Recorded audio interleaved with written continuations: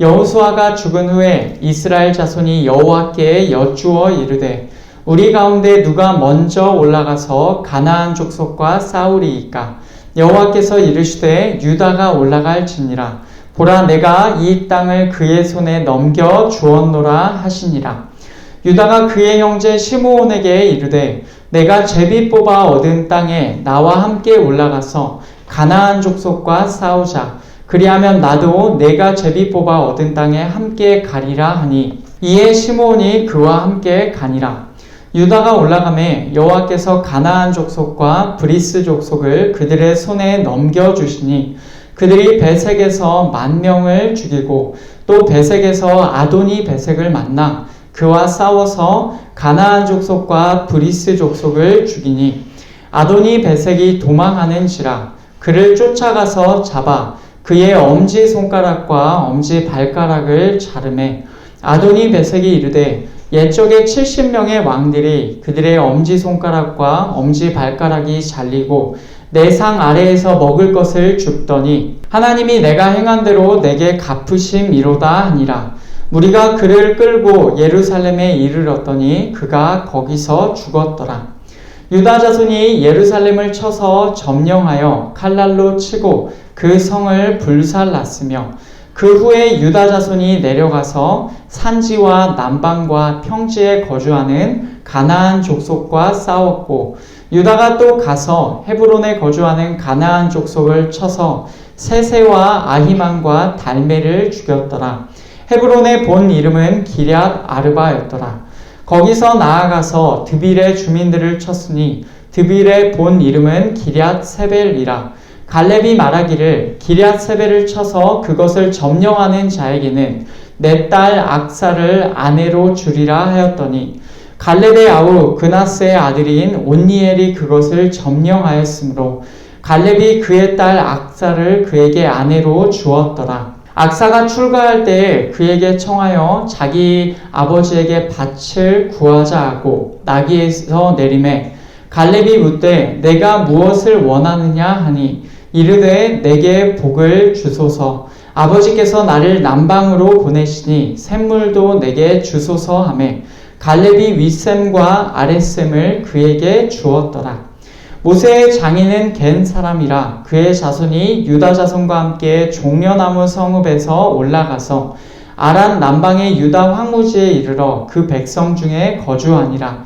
유다가 그의 형제 시므온과 함께 가서 스밧에 거주하는 가나안 족속을 쳐서 그곳을 진멸하였으므로 그 성읍의 이름을 호르마라 하니라. 유다가 또 가사 및 그 지역과 아스글론 및 그 지역과 에그론 및 그 지역을 점령하였고 여호와께서 유다와 함께 계셨으므로 그가 산지 주민을 쫓아내었으나 골짜기의 주민들은 철병거가 있으므로 그들을 쫓아내지 못하였으며 그들이 모세가 명령한 대로 헤브론을 갈렙에게 주었더니 그가 거기서 안악의 세 아들을 쫓아내었고 베냐민 자손은 예루살렘에 거주하는 여부스 족속을 쫓아내지 못하였으므로 여부스 족속이 베냐민 자손과 함께 오늘까지 예루살렘에 거주하니라. 아멘.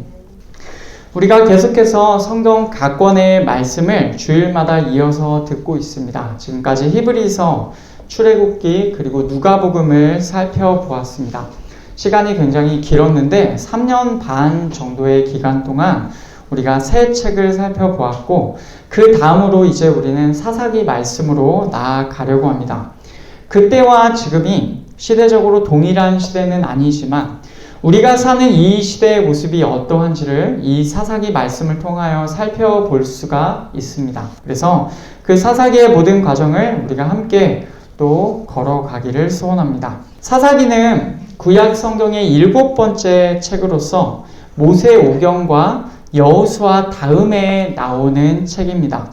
여호수아서까지 나오는 그 여호수아의 이야기가 끝나고 그 다음에 이어지는 책입니다. 그래서 오늘 말씀에 맨 처음은 이렇게 시작합니다.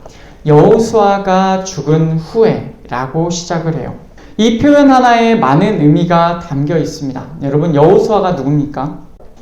가나안 족속들과 전쟁을 치르고 이스라엘 백성을 가나안으로 인도한 맨 앞장서서 그 길을 간 사람이에요. 그리고 그 땅을 각 지파들에게 분배하여서 그들의 기업이 되게 한 하나님의 사람입니다. 그러나 여호수아가 모든 세세한 것까지 다 이룬 것은 아니었습니다.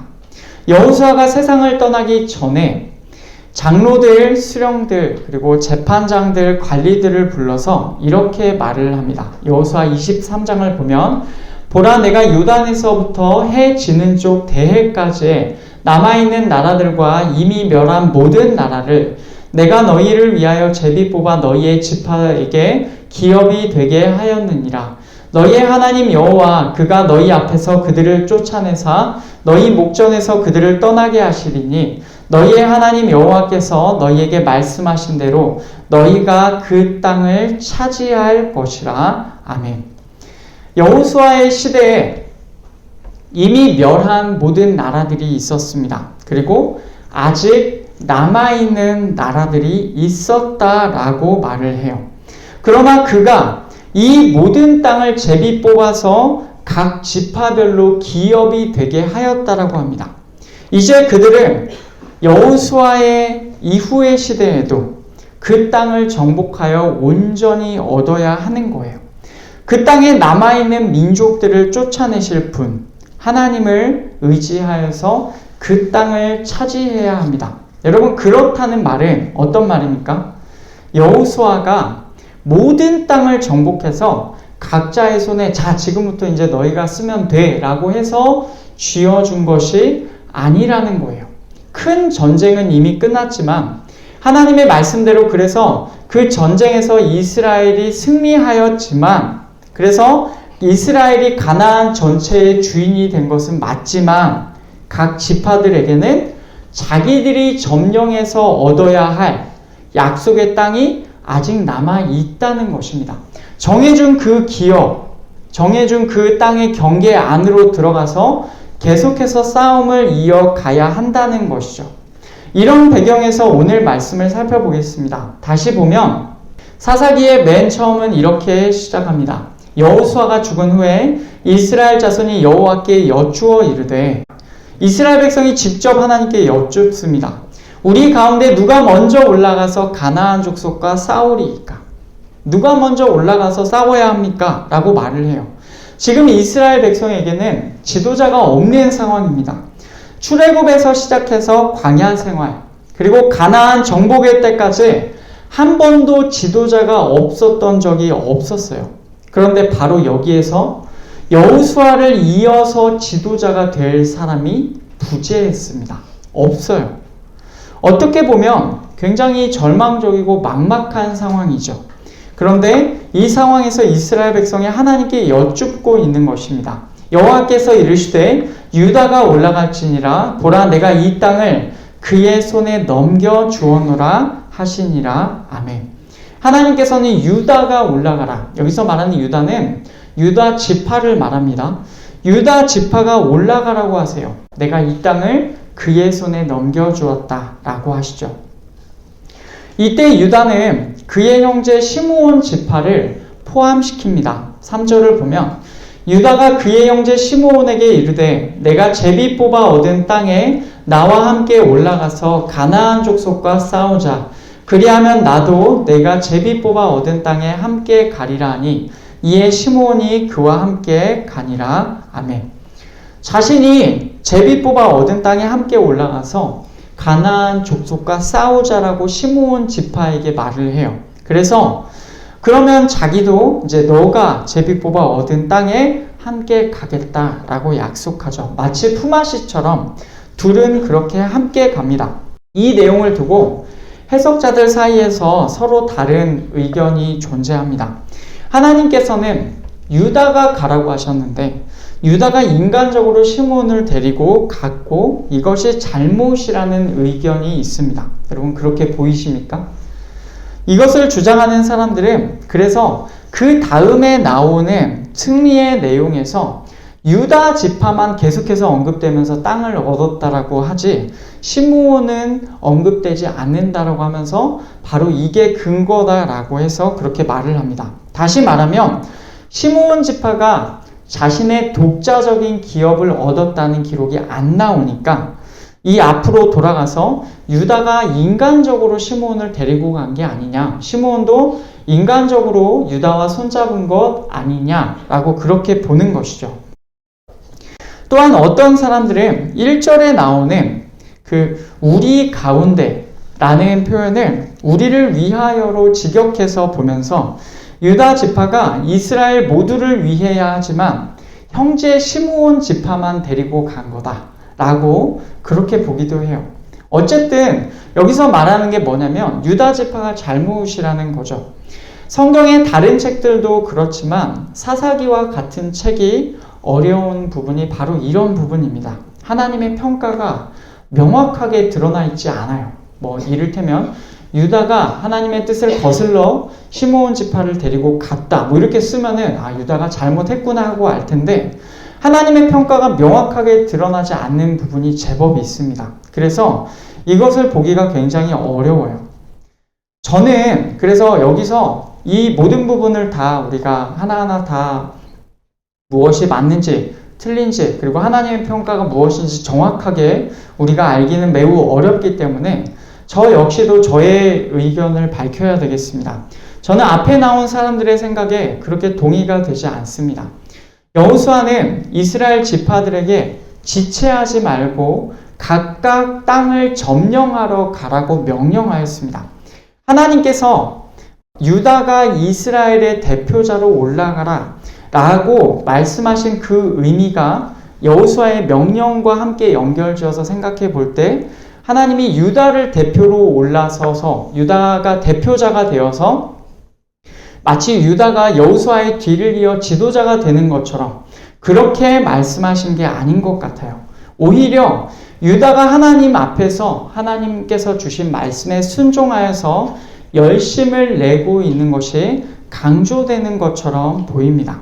또한 시므온이 함께 가서 독자적인 기업을 얻지 못했다라는 주장은 두 가지 증거 정도로 반박할 수가 있습니다. 첫째, 오늘 말씀 2절에서 하나님께서 유다의 손에 넘겨주신다는 땅을 유다가 이제 시므온과 함께 가지 않습니까? 그때 하나님께서 말씀하신 그 기록된 구절을 보면 거기에 이렇게 되어 있습니다. 여호와께서 이르시되 유다가 올라갈지니라 보라 내가 이 땅을 그의 손에 넘겨 주었노라 라고 하셨죠. 근데 4절에 실제로 나오는 내용을 보면 유다가 올라가매 여호와께서 가나안 족속과 브리스 족속을 그들의 손에 넘겨주시니 그들이 베색에서 10,000명을 죽이고 아멘. 실제로 4절을 보면 유다라는 단수 고유 명사로 시작해서 그들이라는 복수 대명사로 바뀝니다. 복수라는 말은 한 명이 아니라는 거예요. 유다만이 아니라는 겁니다. 그렇게 보면 하나님께서 유다와 시므온이 함께 간 것을 인정해 주신 것이다 라고 볼 수 있다고 생각합니다. 유다의 손에 넘겨주었노라 라고 하셨는데 유다와 시므온이 함께 갈 때 하나님께서 그들의 손에 유다와 시므온의 손에 넘겨주셨다 라고 하신 것으로 우리가 볼 수가 있습니다. 둘째, 시므온이 함께 가서 독자적인 기업을 얻지 못했다라는 주장은 또 다른 근거로 반박할 수가 있습니다. 시므온 지파는 실제로 유다 지파 가운데에서 기업을 얻었습니다. 이것은 맞아요. 그런데 여기에는 이유가 있어요. 여호수아 19장을 보면 둘째로 시므온 곧 시므온 자손의 지파를 위하여 그들의 가족대로 제비를 뽑았으니 그들의 기업은 유다 자손의 기업 중에서라. 아멘. 여기에 나오죠. 우리가 성경 읽을 때 그냥 넘어갈 수 있는 구절인데 자세히 보면 유다 자손의 기업 안에서 시므온 자손이 기업을 얻었다라고 합니다. 이 말을 바꿔서 말하면 어떤 말이냐? 유다 자손의 땅 안에 시므온 자손의 기업이 땅이 있다라는 말이죠. 실제로 지파별 땅 분배 그 지도를 보면은 유다 지파의 땅 안에 시므온 지파가 있음을 볼 수가 있습니다. 여기 보시면 아래쪽 네모칸 쳐져 있는 데를 보면 유다가 크게 있죠. 그리고 그 가운데쯤 해서 시므온 지파의 땅이 그 가운데쯤에 유다 지파 안에 머물러 있음을, 마치 시므온 지파가 유다 지파에 합병된 것처럼 보이는 그렇게 지도가 되어 있습니다. 이것은 유다 지파와 시므온 지파가 함께 갔기 때문에 이렇게 된 거다라고 보기보다는 시므온을 향한 아버지 야곱의 예언 때문이라고 하겠습니다. 창세기 49장에 아버지 야곱이 예언하는 내용이 나옵니다. 시므온과 레위는 형제요, 그들의 칼은 폭력의 도구로다. 내 호나 그들의 모의에 상관하지 말지어다. 내 영광아 그들의 집회에 참여하지 말지어다. 그들이 그들의 분노대로 사람을 죽이고 그들의 혈기대로 소의 발목 힘줄을 끊었음이로다. 그 노여움이 혹독하니 저주를 받을 것이요 분기가 맹렬하니 저주를 받을 것이라. 내가 그들을 야곱 중에서 나누며 이스라엘 중에서 흩으리로다. 아멘. 야곱은 시므온과 레위를 좋게 보지 않았습니다. 디나 사건 때 칼로 많은 사람을 없앴거든요. 야곱의 허락 없이 갑자기 그들이 막 분노가 하늘에 차가지고 가가지고 사람들을 많이 죽였어요. 결국 야곱은 마지막에 이렇게 예언합니다. 내가 그들을 야곱 중에서 나누며 이스라엘 중에서 흩으리로다. 여러분, 그냥 하는 말이 아니에요. 야곱 중에서 실제로 시므온은 나뉘게 됩니다. 이스라엘 중에서 흩어지게 됩니다. 이 예언 그대로 시므온 지파는 단독적인 땅 소유를 하면서 자기 지파가 끈끈하게 한 곳에서 머물러 있었던 것이 아니라 유다 지파의 땅에 포함되어서 그들 가운데 사이사이에 거하게 되는 것이죠. 그러면 레위 지파는 어떻게 되었습니까? 레위 지파는 우리가 복된 지파다라고 알고 있죠. 금송아지 사건을 처리할 때 이들은 하나님께 헌신하여서 은혜를 입었어요. 그래서 그들은 하나님을 기업으로 받는 지파가 되었습니다. 그러나 땅이 아니라 하나님을 기업으로 받은 그것 때문에 그들은 어떻게 되냐면 도피성을 포함한 이스라엘 영토 전역에 흩어져서 살게 됩니다. 다시 지도를 보면 레위 지파는 땅을 기업으로 받지 않았습니다. 하나님께서 그들의 기업이 되신 겁니다. 물론 그 자체는 복된 일입니다. 그러나 그 말씀 그대로 이행하려다 보니까 결국 레위 지파 역시도 온 이스라엘 가운데 흩어져서 살게 되어요. 이 12지파 지도를 보면 어디에도 레위 지파에 따로 기업으로 받은 그 지도의 흔적은 보이지가 않는 것입니다. 그렇게 보면 유다만 가라는 하나님의 명령을 어기고 시므온을 함께 데리고 간 것이 잘못되었다라는 이 의견을 받아들이기에는 다소 어려움이 있다고 생각합니다. 시므온과 레위 지파 모두가 결국에는 야곱의 예언, 그 저주 때문에 흩어져서 살게 된 것이죠. 유다만 가라는 하나님의 명령에 시므온이 불순종하여서 독자적인 기업을 받지 못한 것은 아니라고 우리가 말할 수가 있습니다. 그러면 우리는 어떻게 보아야 하겠습니까? 유다가 시므온을 데리고 갔어요. 함께 정복전쟁에 나섰습니다. 그 이유가 어땠든지, 그리고 하나님께서 그것을 정말로 그 자체를 어떻게 평가하셨는지 우리가 알기가 어렵습니다. 그러나 어찌 되었든지 하나님께서는 유다가 시므온과 함께 가는 것을 적어도 인정해 주셨다라고 우리는 보아야 하겠습니다. 혹시 그것이 어설프고 좀 모자라고 인간적인 꾀가 섞인 순종이라고 할지라도 하나님께서는 그것을 순종으로 여겨주셨고 그들이 함께 승리하도록 하해 주셨습니다. 그렇게 나아간 전투에서 유다와 시므온은 가나안 족속과 브리스 족속을 크게 이기게 됩니다. 베색에서 10,000명을 죽이고 베색의 왕 아도니 베색을 잡아서 승리하였습니다. 그리고 유다 자손은 계속해서 정복 전쟁을 이어갑니다. 예루살렘에서 승리하였다고 8절에 기록되어 있고 9절을 보면 더 넓은 범위에서도 싸웠습니다. 그 후에 유다 자손이 내려가서 산지와 남방과 평지에 거주하는 가나안 족속과 싸웠고, 아멘. 여기에 보면 세 지역이 나오죠. 산지, 산입니다. 남방, 남쪽 혹은 히브리어 그대로 하면 네게브라고 불리는 지역입니다. 그리고 평지, 산지에 반대되는 평지죠. 저지대를 말합니다. 오늘 본문의 나머지 기록은요, 여러분 이 구절 하나에 다 담겨 있다고 생각하시면 되겠습니다. 첫 번째, 유다 자손은 산에서 전투하였습니다. 오늘 말씀 10절, 11절, 19절을 보면 유다가 또 가서 헤브론에 거주하는 가나안 족속을 쳐서 헤브론이 나오죠. 11절 드빌의 주민들을 쳤으니 드빌이 나옵니다. 19절 여호와께서 유다와 함께 계셨으므로 그가 산지 주민을 쫓아내었으나 산지가 나옵니다. 헤브론, 드빌, 산지. 여러분 이 세 곳이 어디냐면 이곳입니다.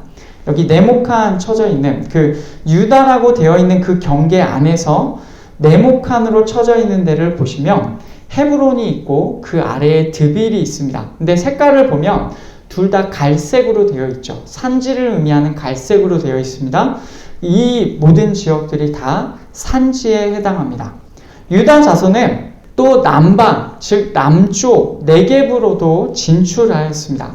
15절, 16절을 보면 이르되 내게 복을 주소서 아버지께서 나를 남방으로 보내시니 지금 여기 나오는 내용이 무엇입니까? 유다 지파에 속한 갈렙 그리고 그 갈렙의 딸 악사를 갈렙이 온니엘에게 주었습니다. 온니엘이 사위가 된 거죠.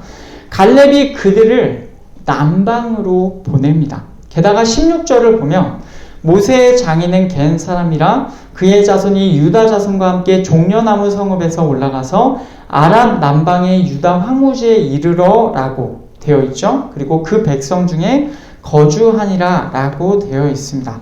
아랍 남방이라는 지역 그리고 겐 사람이 유다 자손과 함께 갔다라고 해요. 유다 자손이 포함되어 있죠.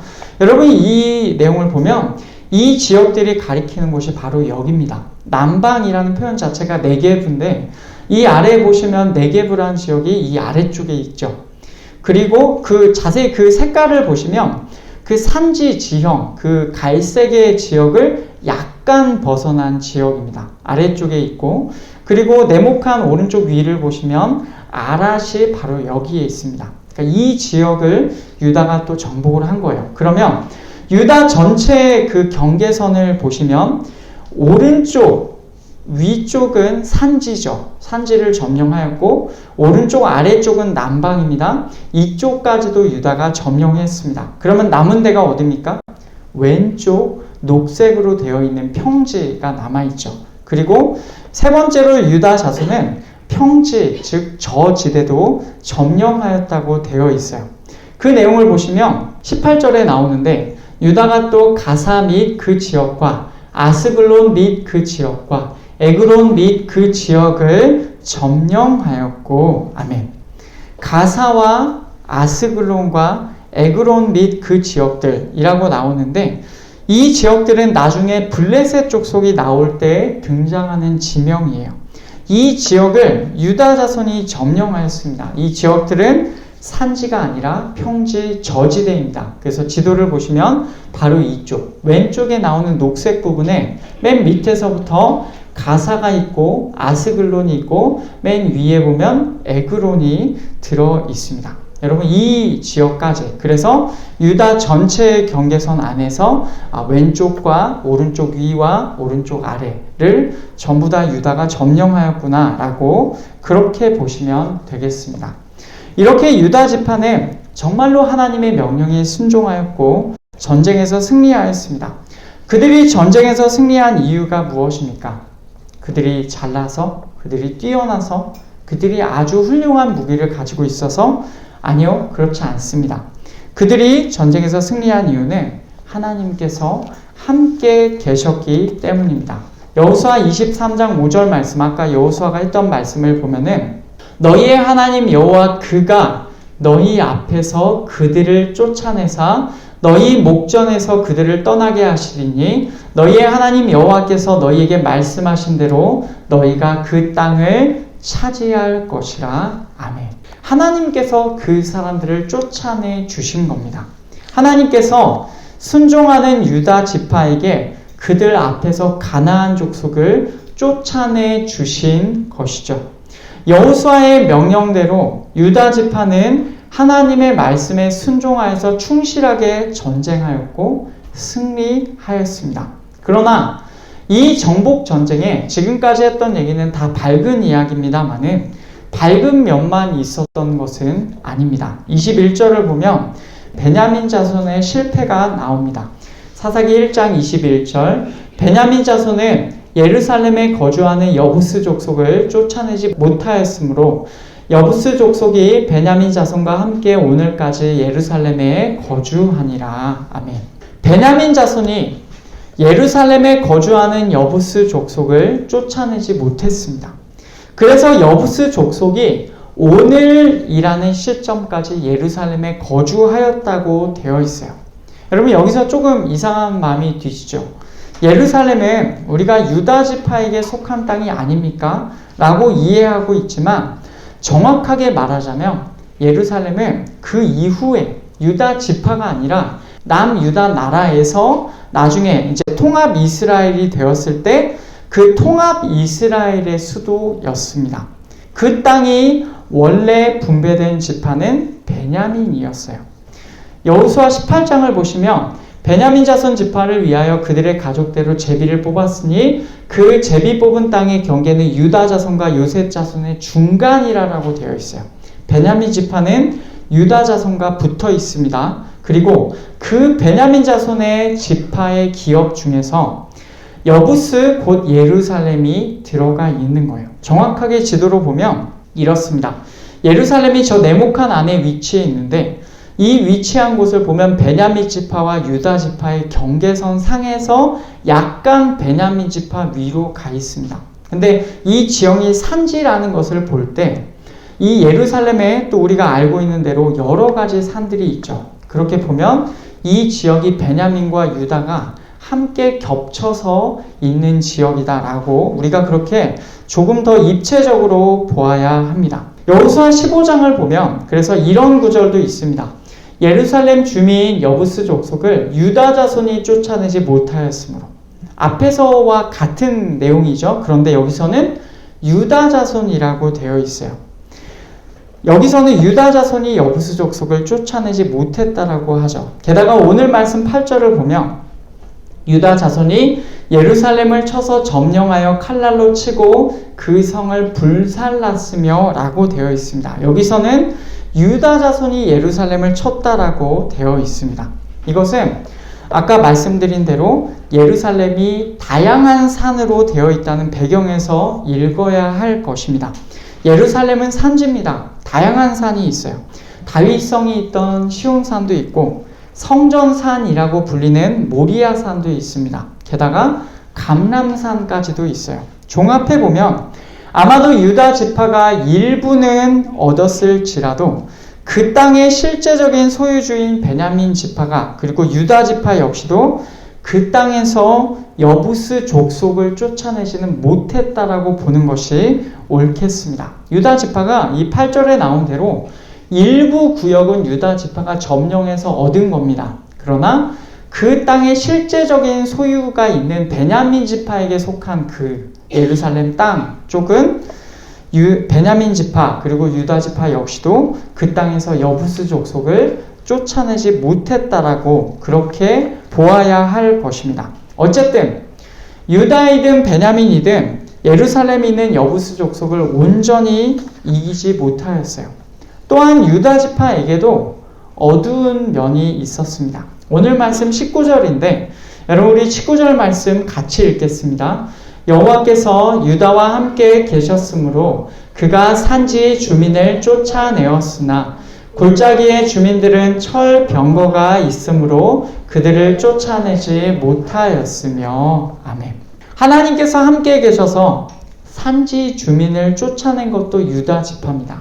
그러나 철 병거가 있는 골짜기의 주민들을 쫓아내지 못한 것도 유다 지파예요. 어떻게 같은 구절 안에서 여러분 이렇게 다를 수가 있습니까?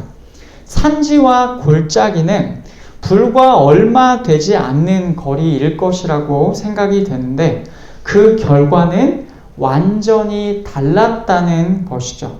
물론 우리가 이렇게 이해할 수도 있어요. 산지에 있는 견고한 성읍은 우리가 옛날에 삼국지에서도 막 볼 수 있듯이 산지에 있는 견고한 성읍은 점령하기가 어렵다.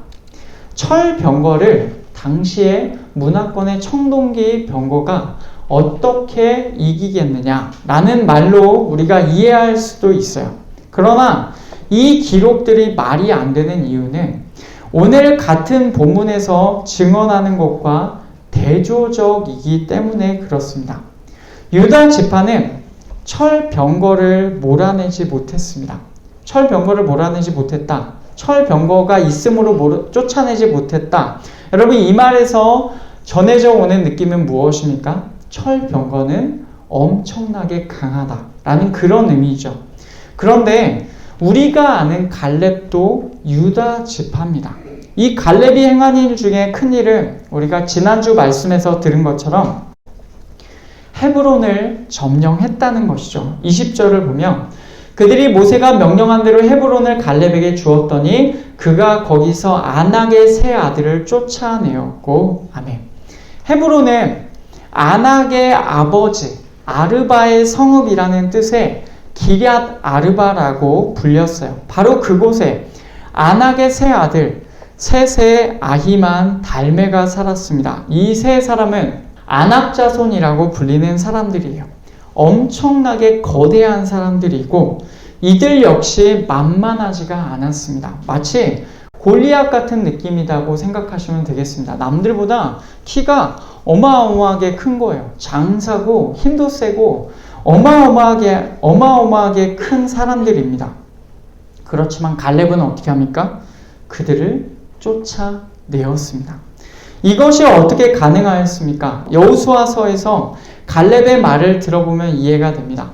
여호수아 14장 12절을 보면은 그곳에는 아낙 사람이 있고 그 성읍들은 크고 견고할지라도 여호와께서 나와 함께 하시며 내가 여호와께서 말씀하신 대로 그들을 쫓아내리이다. 아멘.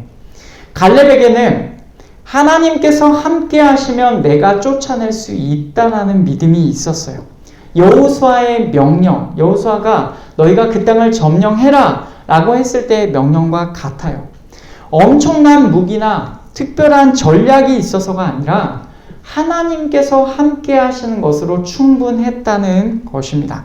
심지어 하나님이 함께 하시면 승리한다라는 사실은 이방인의 왕도 알고 있었습니다. 오늘 말씀 6절과 7절을 보면 베색의 왕 아도니 베색이 나오는데 그가 하는 말이 이것입니다. 하나님이 내가 행한 대로 내게 갚으심이로다. 아멘. 이 사람이 뭐라고 합니까? 아도니 베색이 유다 지파와 시므온 지파 연합군에게 잡혔을 때 그가 이렇게 말해요. 하나님이 내가 행한 대로 내게 갚으심이로다.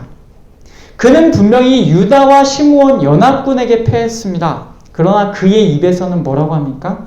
하나님이 나에게 갚으셨다라고 해요. 그러면 우리는 이렇게 말할 수가 있습니다. 이방인도 아는 사실을 유다 지파가 더 나아가서는 베냐민 지파도 놓쳤다는 거예요. 그들은 하나님이 함께 계시면 이긴다라는 이 믿음을 끝까지 붙잡지 못했다는 것입니다. 그러면 이런 실패를 경험한 그들이 원래는 어떻게 행하여야 했습니까? 이미 그 답은 분명히 나와 있지만 저는 오늘 본문에서 아직 다루지 않은 갈렙과 악사의 일을 예로 들어서 답을 하고 싶습니다. 오늘 살펴본 본문에서 갈렙은요, 정말로 하나님을 온전히 따랐던 사람입니다. 젊었을 때도 노인의 때에도 그는 믿음이 변하지 않았어요. 하나님이 나와 함께 계시면 이라고 늙었을 때도 얘기를 합니다. 그런 그가 드비를 점령하는 자에게 그의 딸 악사를 주겠다고 했어요. 그러자 조카 온니엘이 그 일을 하였고 갈렙은 딸 악사를 그에게 주면서 남방으로 보냅니다. 악사가 떠날 그때에 뭐라고 합니까? 아버지에게 복을 구하는데 그 장면이 14절, 15절에 나옵니다. 악사가 출가할 때에 그에게 청하여 자기 아버지에게 밭을 구하자 하고 나귀에서 내리매 갈렙이 묻되 내가 무엇을 원하느냐 하니 이르되 내게 복을 주소서 아버지께서 나를 남방으로 보내시니 샘물도 내게 주소서 하매 갈렙이 윗샘과 아랫샘을 그에게 주었더라. 아멘. 악사는 남방으로 가라는 아버지의 말에 남편 온니엘과 함께 순종합니다.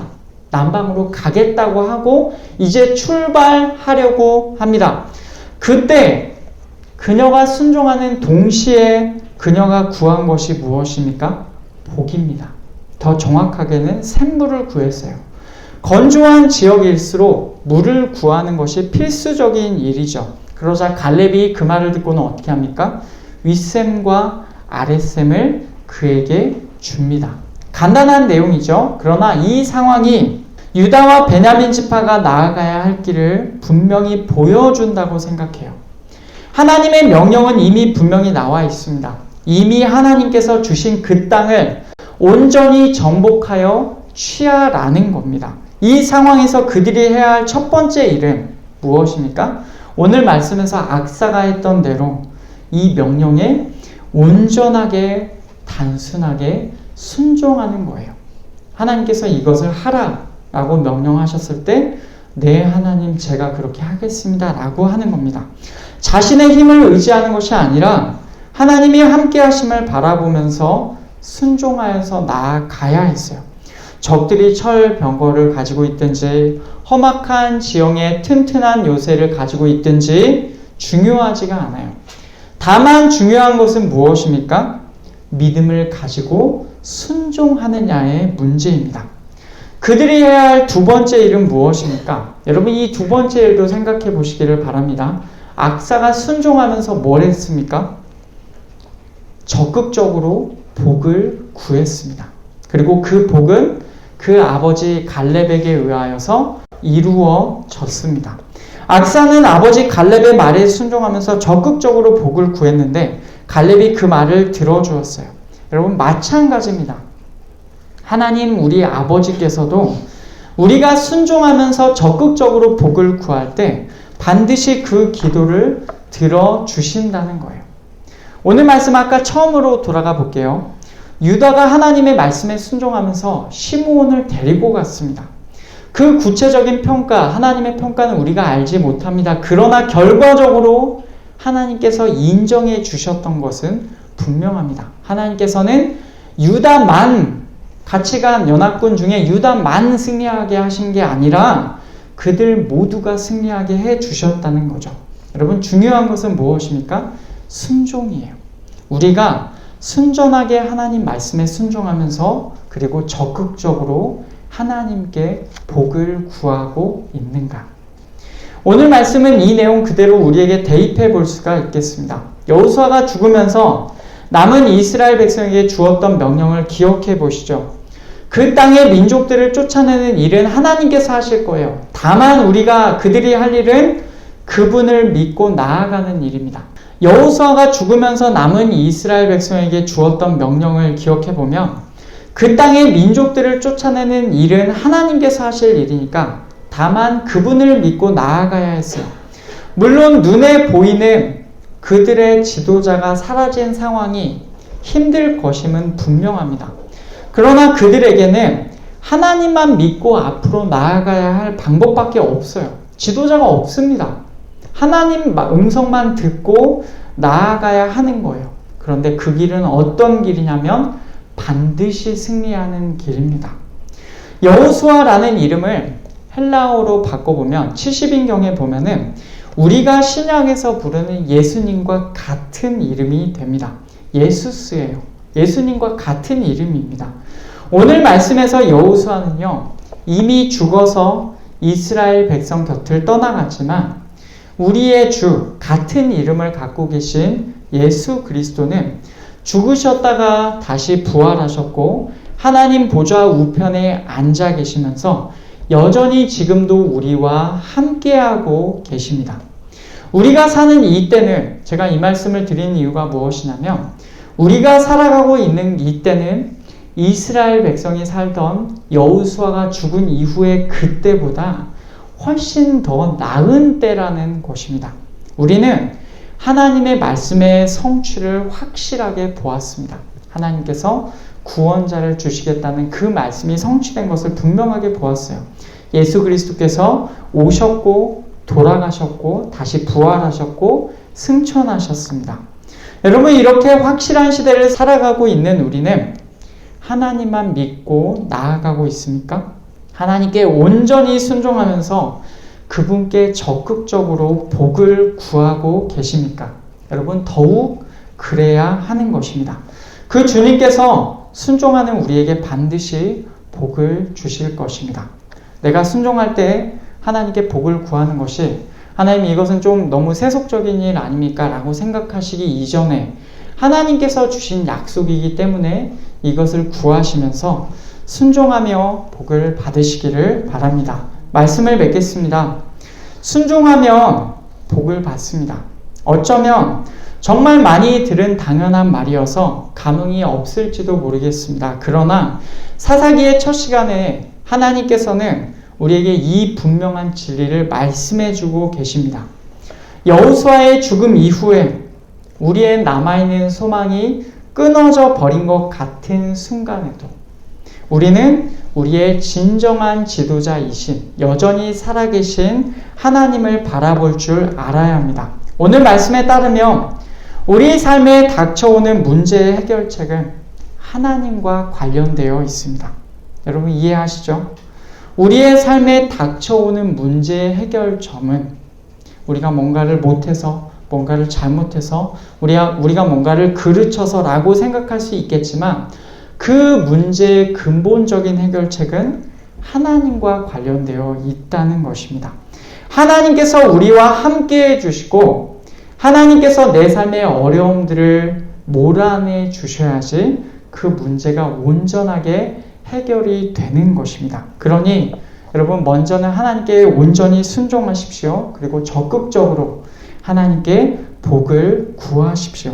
조금 어설프더라도 우리가 순종할 때 하나님께서는 우리가 원함에 반드시 들어주실 것입니다.